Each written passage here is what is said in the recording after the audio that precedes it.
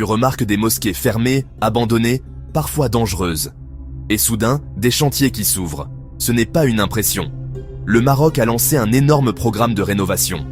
Le budget, 390 millions de dirhams.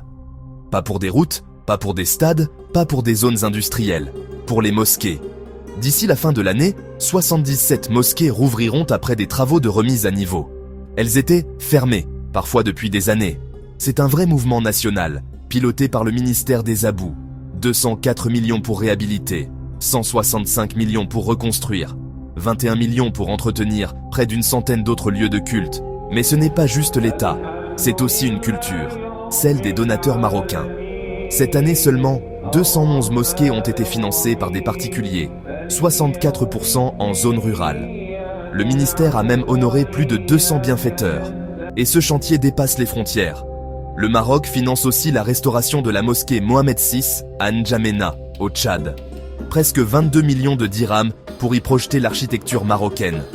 En parallèle, 10 mosquées historiques sont en restauration, 15 autres suivront.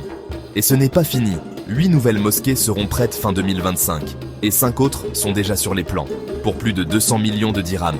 On pourrait dire que c'est religieux, traditionnel, symbolique. Mais c'est beaucoup plus profond, c'est social, culturel, identitaire. Le Maroc ne se contente pas de prier, il restaure, il construit, il transmet. Des mosquées rurales, des mosquées urbaines, des mosquées historiques, des mosquées africaines.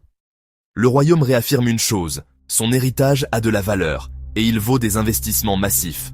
Et derrière chaque chantier, il y a un message simple, moderniser sans couper les racines. Si ce genre d'histoire t'intéresse, abonne-toi, on parle tous les jours du Maroc et du monde ici.